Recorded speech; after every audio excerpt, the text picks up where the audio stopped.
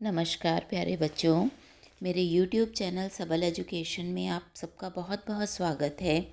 आज की कक्षा में हम कवि नागार्जुन की रचना बादल को घिरते देखा है का सस्वर वाचन और भावार्थ स्पष्टीकरण दोनों चीज़ें समझेंगे। बच्चों, यह कविता नागार्जुन के कविता संग्रह युग धारा से ली गई है। इस कविता में हिमालय पर्वत के प्राकृतिक सौंदर्य का बहुत ही सुंदर शब्दों में कवि ने वर्णन किया है। कविता जो है उसकी लय इतनी सुंदर है कि पढ़ने में उसको बहुत ही आनंद आता है। अलंकारों का प्रयोग बहुत ही सराहनीय है। कविता की भाषा बहुत ही सरल, सहज और प्रभावशाली है तथा कवि ने तत्सम शब्दावली का प्रयोग किया है। हिमालय पर्वत की सफ़ेद चोटियों, वहाँ पर स्थित झीलों और उनमें तैरते हुए हंसों का वर्णन, हिमालय पर्वत पर देवदार के घने जंगलों का वर्णन, वहाँ पर रहने वाली किन्नर जाति के स्त्रियों के सौंदर्य का वर्णन, इन सभी को बहुत ही सुंदर दृश्यों के साथ कवि ने मनोहारी ढंग से इस कविता में प्रस्तुत हमारे सामने किया है। तो मैं सबसे पहले कविता का सस्वर वाचन करती हूँ और साथ ही इसका भाव स्पष्टीकरण भी आपके सम्मुख करूँगी। तो कविता का शीर्षक है बादल को घिरते देखा है। अमल धवल गिरि के शिखरों पर बादल को घिरते देखा है। छोटे छोटे मोती जैसे उसके शीतल तुहिन कणों को मानसरोवर के उन स्वर्णिम कमलों पर गिरते देखा है। बादल को घिरते देखा है। तो यहाँ पर कवि कह रहा है अमल, अमल मतलब निर्मल, धवल मतलब सफ़ेद, शिखर चोटियाँ, गिरि हिमालय पर्वत। तो हिमालय पर्वत की स्वच्छ, निर्मल और बर्फ से ढकी हुई ऊंची ऊंची चोटियों पर मैंने बादल को घिरते हुए देखा है।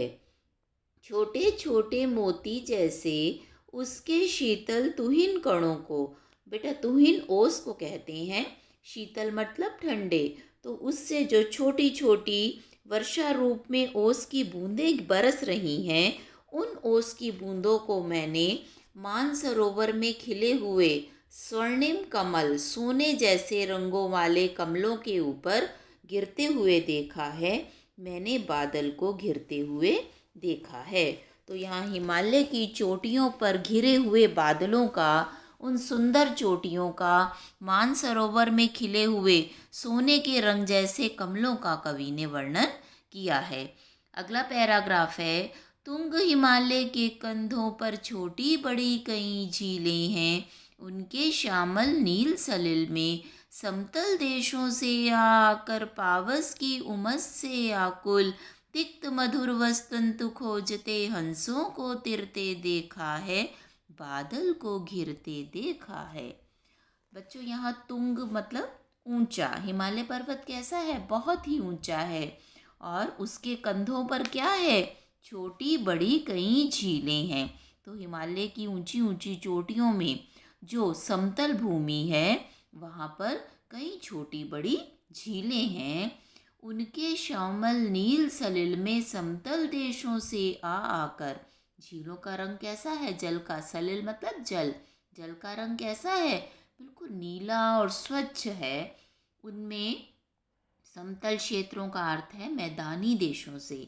तो मैदानी देशों से आ आकर कौन आते हैं वहाँ मैदानी देशों से? बहुत सारे पक्षी। और वो पक्षी उन झीलों में क्यों आते हैं? पावस की उमस से आकुल, क्योंकि वर्षा, गर्मी में जब बारिश होती है तो मैदानी इलाकों में बहुत ही उमस हो जाती है, और उसी उमस से बचने के लिए ये पक्षी हिमालय की ऊंची ऊंची झीलों में चले जाते हैं। और वहाँ आकर वो क्या करते हैं? तिक्त मधुर विस्तंतु खोजते हंसों को तिरते देखा है। वहाँ आकर उन झीलों में वे हंस क्या करते हैं? कमल की नाल में कड़वे और मीठे तंतुओं को खोज खोज कर खाते हैं। विस्तंतु मतलब कमल नाल के भीतर जो कमल के कोमल रेशे तंतु होते हैं, उनको, वो उनका भोजन है, उन्हें वो खोज कर खाते हैं।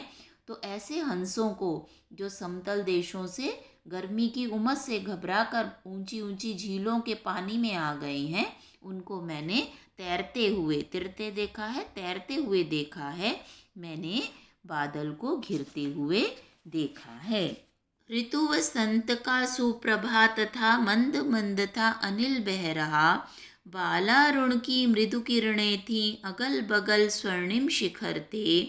एक दूसरे से विहृत हो अलग अलग रह कर ही जिनको सारी रात बितानी होती, निशा काल से चिर अभिशापित बेबस उस चकवा चकवी का बंद हुआ क्रंदन फिर उनमें उस महान सरोवर के तीरे शैवालों की हरी दरी पर प्रणय किले छिड़ते देखा है, बादल को घिरते देखा है। तो कवि कह रहा है ऋतु वसंत का सुप्रभात था। क्या समय है? वसंत ऋतु का सुप्रभात, सुंदर सुबह है। मंद मंद था अनिल बह रहा, अनिल मतलब हवा, हवा जो है वो मंद गति से बह रही है।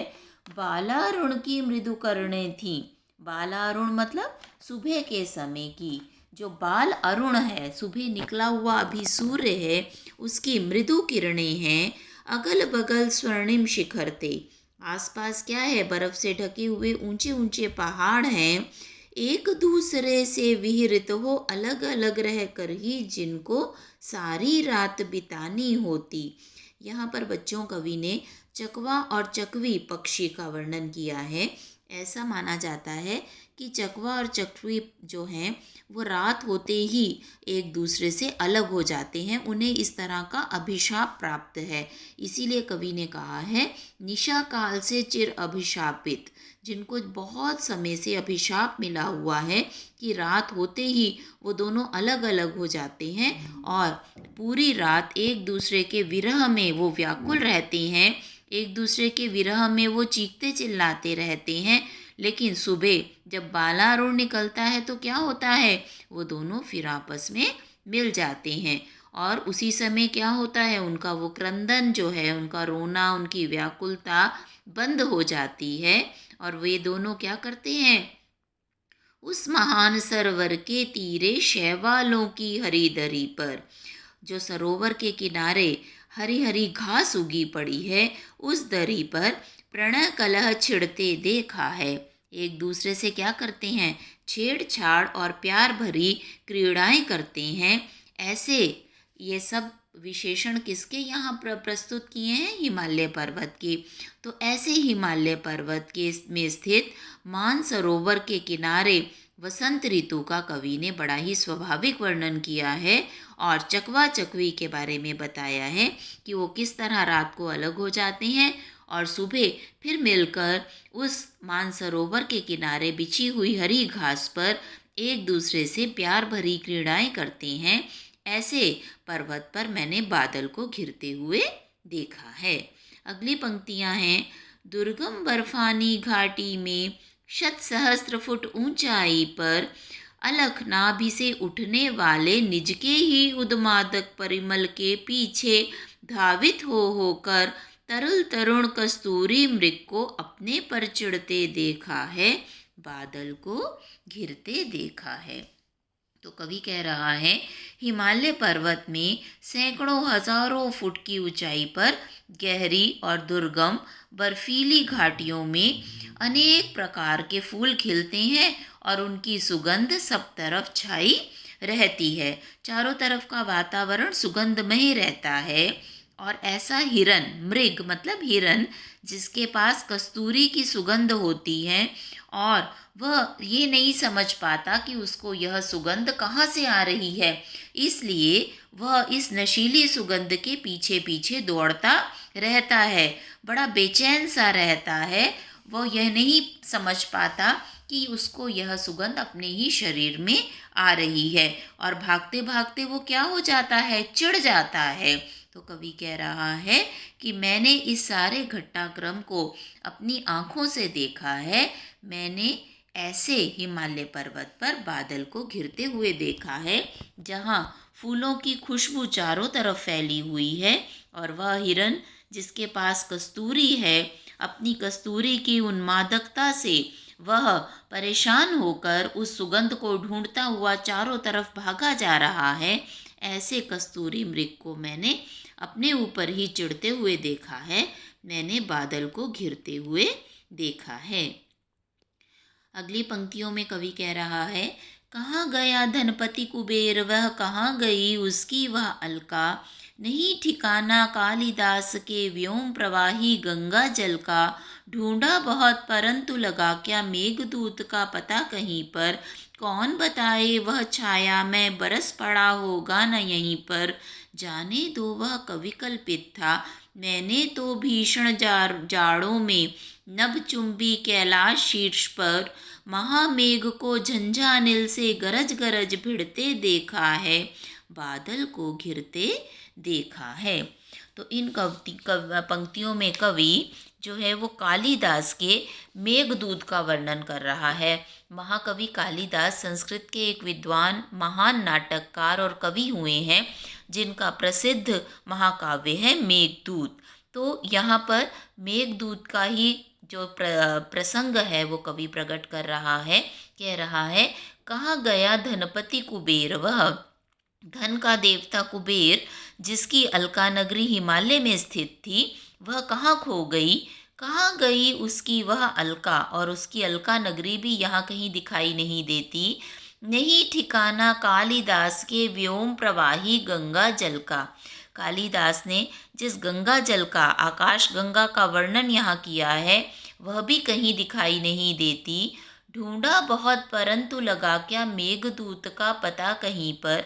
कवि कह रहा है, जिस मेघ को दूत बनाकर कालिदास ने मेघदूत की रचना की, वह मेघदूत भी यहाँ कहीं दिखाई नहीं देता। कौन बताए वह छाया में बरस पड़ा होगा न यहीं पर। कवि कह रहा है, हो सकता है वह मेघ जो है यहीं पर कहीं बरस गए हों। जाने दो, चलो जाने दो। वह कवि कल्पित था, वह कालिदास की कल्पना थी। लेकिन कवि कह रहा है, मैंने क्या देखा है। मैंने तो भीषण जाड़ों में, कवि कह रहा है, मैंने भयंकर सर्दी में नभचुंबी कैलाश शीर्ष पर, आकाश को छूने वाले कैलाश पर्वत की चोटियों पर, में महामेघ को झंझानिल से, भीषण शीत ऋतु के तूफान को आकाश चुंबी गगन चुंबी इमारतों से गरज गरज भिड़ते देखा है। भिड़ते जो चोटियां हैं ऊंची ऊंची पहाड़ की, उनसे मैंने भिड़ते हुए देखा है। तो भिड़ के क्या होता है, बादल जो है पर्वतों के शिखर से जब टकराते हैं तो गरज गरज कर बारिश होती है। तो मैंने इस तरह से महामेघ को, बड़े बड़े तूफानों को यहाँ पर पहाड़ों की चोटियों से टकरा टकरा कर बरसते हुए देखा है। मैंने बादल को घिरते हुए देखा है। अगली पंक्तियों में कवि कह रहा है, शत शत निर्झरणी कल मुखरित देवदारु कानन में, शोणित धवल भोज पत्रों से छाई हुई कुटी के भीतर, रंग बिरंगे और सुगंधित फूलों से कुंतल को साजे, इंद्रनील की माला डाले, शंख सरीखे सुघड़ गलों में, कानों में कुवलय लटकाए, शब्द लाल कमल वेणी में, रजत रचित मणिखचित कला में, पान पात्र द्रक्षावस पूरव रखे सामने अपने अपने, लोहित चंदन की त्रिपदी पर नरम निदाग बाल कस्तूरी, मृग छालों पर पलथी मारे, मदिरा अरुण आँखों वाले उन उन्मद किन्नर किन्नरियों की, मृदुल मनोरम उंगलियों को वंशी पर फिरते देखा है, बादल को घिरते देखा है। तो बच्चों, इन पंक्तियों में कवि ने बहुत ही सुंदर शब्दों में पहाड़ों पर, हिमालय पर्वत पर किन्नर जाति, जो देवलोक की एक कला प्रिय जाति है, उसके बारे में बताया है। यहाँ पर कवि ने किन्नर नर नारियों का वर्णन किया है। कवि कहता है, हिमालय पर्वत में देवदार के अनेक जंगल हैं। देवदारु कानन, देवदार के अनेक जंगल हैं। और पर्वत की चोटियों पर सौ छोटे भरे बड़े निर्झर निर्झर निकल, छोटे बड़े बहुत सारे झरने जो हैं वो इन जंगलों से कल कल करते हुए बहते हैं। और इन्हीं जंगलों में क्या है, किन्नर जाति के लोग लाल और सफ़ेद भोजपत्रों से अपनी झोंपड़ी बनाकर रहते हैं। कुटी मतलब झोंपड़ी, झोंपड़ी बनाकर रहते हैं। धवल मतलब सफ़ेद, शोणित मतलब लाल। सफ़ेद और लाल भोज पत्तों से अपनी कुटिया बनाकर रहते हैं और उनकी कुटिया में क्या है, रंग बिरंगे और सुगंधित, रंग बिरंगे और तरह तरह के सुगंधित चीज़ों से, फूलों से कुंतल को साजे। कुंतल कहते हैं बालों को। स्त्रियां अपने बालों को सुंदर सुगंधित फूलों से सजाती हैं। और पुरुष क्या कहते हैं, इंद्रनील की माला डाले। पुरुषों ने क्या पहना हुआ है, नीलम पत्थर की मालाएं डाली हुई हैं। शंख सरीखे सुघड़ गलों में, किनमें डाली हुई है, अपने शंखों के समान सुंदर गलों में। और कानों में क्या है, कानों में कुवलय लटकाए, कानों में उन्होंने नील कमल के फूल लटकाए हुए हैं। शतदल लाल कमल वेणी में, और फिर क्या किया हुआ है, लाल कमल अपनी चोटी में उन्होंने बांधे हुए हैं। रजत रचित मणि खचित कला में पान पात्र द्रक्षावस पूरत। और क्या है, पुरुष और स्त्रियों ने चांदी की और मणियों से बनी हुई अपनी सुरा पात्रों में, जो उनके पात्र हैं जिसमें वो पीने के लिए, सुरा, सुरा कहते हैं जो शराब बनाई वहाँ पर जाती है, उसको उन्होंने, अंगूरों की शराब को उन्होंने, द्राक्षासव मतलब अंगूरों का रस, तो उस अंगूरों के रस से उन्होंने अपने अपने पात्रों को भरा हुआ है। और उन्हें किस पे रखा हुआ है, लाल चंदन की तिपाई पर, लोहित चंदन की त्रिपति पर, लाल चंदन की तिपाई पर रखा हुआ है। साथ ही क्या है, नरम निदाग बाल कस्तूरी मृग छालों पर पलथी मारे। किस पर वो बैठे हुए हैं, नरम नरम बाल मृग की छाल के ऊपर पलथी मारे बैठे हुए हैं। मदिर अरुण आँखों वाले उन, आँखें उनकी कैसे हैं, उसमें मदिर शराब का नशा छाया हुआ है। तो कवि कहता है, मैंने ऐसी मदमस्त आँखों वाले इन किन्नर जाति के नर नारियों को अपनी मनोरम उंगलियों से, कोमल मृदुल मनोरम, कोमल और मनोहर उंगलियों से वंशी पर फिरते देखा है, बांसुरी को बजाते हुए देखा है, बादल को घिरते देखा है, मैंने बादल को घिरते हुए देखा है। तो इस प्रकार इन अंतिम पंक्तियों में कवि ने हिमालय पर्वत पर रहने वाली किन्नर जाति के रहन सहन का वर्णन किया है कि किस तरह से वो लाल और सफ़ेद भोज पत्रों से अपनी कुटिया बनाते हैं। इस किन्नर जाति की स्त्रियां अपने बालों में रंग बिरंगे और सुंदर फूलों को सजाती हैं। उनके गले जो हैं वो शंखों के समान सुंदर गढ़े हुए हैं और उसमें नीलम के पत्थर की उन्होंने मालाएं पहनी हुई हैं।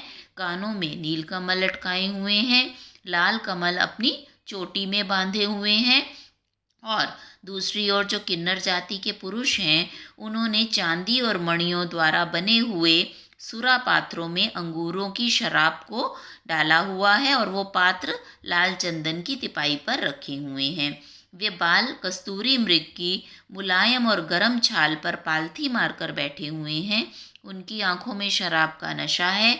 और कवि कहता है कि ऐसे मदमस्त आंखों वाले किन्नर जाति के पुरुष और स्त्रियों ने अपनी कोमल और मनोरम उंगलियों से बांसुरी जो बजा रहे हैं, उन्हें मैंने बांसुरी बजाते हुए देखा है, मैंने बादल को घिरते हुए देखा है। तो यहाँ पर अलंकारों का बहुत सुंदर वर्णन है, चित्रात्मक शैली का वर्णन है, भाषा बहुत ही सुंदर और लयपूर्ण है।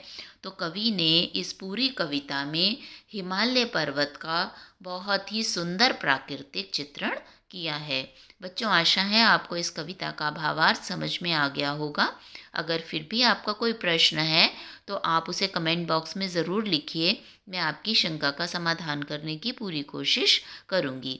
अगर आपको वीडियो अच्छा लगा हो तो इसे ज़रूर लाइक और शेयर कीजिए और मेरे चैनल को सब्सक्राइब कीजिए।